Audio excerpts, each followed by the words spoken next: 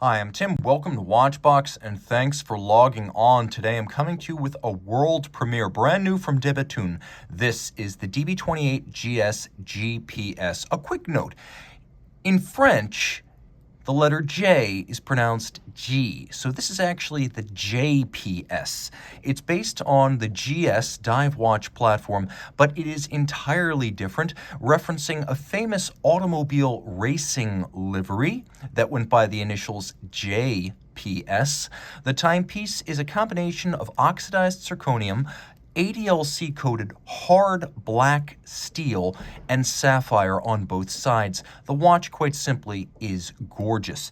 Taking a quick look at the profile, it's a difficult watch to size out because although it's rated at 44 millimeters, you'll measure it at 43 millimeters if you just measure the case diameter, but 44.8 if you measure the bezel. One thing is undeniable, it is thin for what it is, only 12.9 millimeters thick, and you can see from lug tip to lug tip, the watch is 51.5 millimeters with the lugs extended, but these are floating lugs, variable geometry, spring-loaded and compressible, so it varies from 51.5 millimeters across the wrist to 54.5. There is a spacing of 26 millimeters between the lugs. Now, throwing it on my wrist, which is 16 centimeters in circumference, it bears mentioning one more time that this watch is made primarily of zirconium, sapphire, and titanium, which means it is very light on the wrist, comfortable and compact. You could see that the spring-loaded floating lugs are a big part of the ergonomic equation here, and surprisingly, it is flat enough to fit underneath most cuffs, though that's not really the point with a watch this large, lush, and visible. The watch also includes a factory strap, as you can see. The strap is a textile weave in black. There's a folded edge, a monotone stitch, and then on the underside we have a conventional black calfskin. This will be a debethune factory strap. There is also a rubber strap that is included with the watch, allowing its full 105-meter water resistance to be used. Now, what appears at first glance to be gold on this watch is actually yellow fired titanium. So in order to fire titanium yellow, a very brief contact with the flame is necessary. If you fire something and you continue to fire it, it will get dark, and eventually it'll turn blue. Well, this yellow tone, originally seen on the DB28 yellow tones, is one of several distinct patented oxidation results that Bethune has created. Now you can see that the buckle is a matte finished on the top, and it's an echo of the evacuated floating lug profiles. So you see there's design parallelism from one to the other. The inserts inside those lugs, those are again fired titanium crown, little fired titanium cabochons sitting inside the bezel. More on that in a moment. You can see the little ogival or bullet tips that are the last styling vestige of the original 2002 DB1 chronograph design, the first Bethune watch. It bears mentioning that the company has built fewer than 3,000 watches since its inception, so these timepieces, in all their forms, remain exclusive.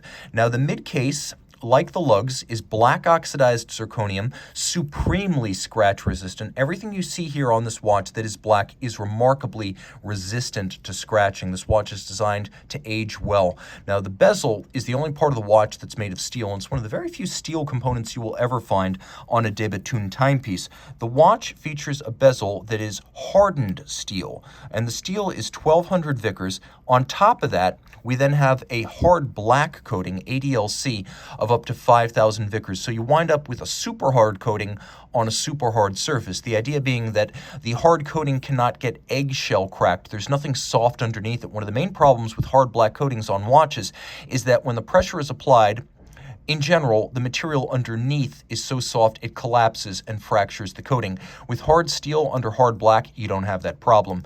Now you can see the watch features a revolving unidirectional rotating bezel, and because there are reference markers externally on this one, the little fired yellow titanium indices, it's a little bit easier to line up the broad arrow style minute hand with the 0 to 60 minute count up bezel. Now the watch does have luminescent material that is passive, and that's been devised by Black Badger. You can see it's visible in the dark, but the watch is designed to be viewed using its dynamic lighting system. It has a dynamo that's powered by the twin mainspring barrels, with its release rate governed by a minute repeater style centrifugal governor, and then 4 LED lights. And you can see, I'm going to go back to the lit bezel, that it's actually backlit, so it's much easier to read the numeral and indices on the bezel when the watch is fully illuminated at night. You can also see the power reserve indicator over at 3 o'clock that traces the 5 days of power reserve and shows you how much energy you have left to maintain the dynamo.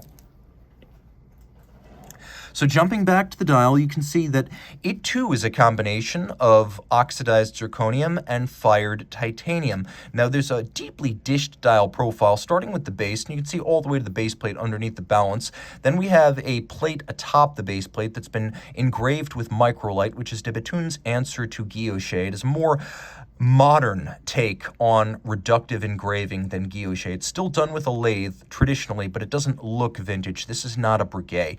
We then have a plate atop the barrel bridge. You can see there's a deltoid style bridge, and that is zirconium, and then at its edge polished and fired titanium. There are 2 barrels underneath. One of them has a slipping mainspring, so this watch, which has a 5-day manual wind power reserve, cannot be accidentally overwound. It's also one of the rare DB28 models that has a center seconds hand to better keep time precisely during a dive. You can see that there is a metal inner scale against which you can read minutes and seconds, and then we have a number of structures flanking the balance wheel itself. We have 1, 2, 3 shock protection springs. That's patented. That is triple parachute shock protection for the sake of precision but also durability.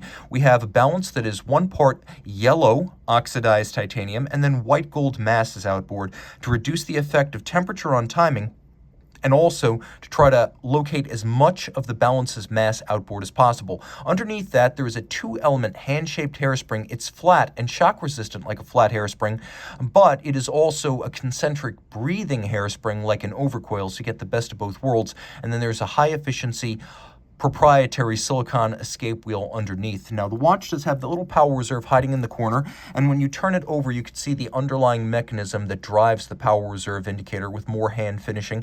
This watch will be a limited edition of 25 pieces. Of course, this is a prototype, so what you get will be better and even finer in its finish and attention to detail. Reach out to Team Mosso at thewatchbox.com for purchase and pricing details of the newest Bethune GS, the GPS.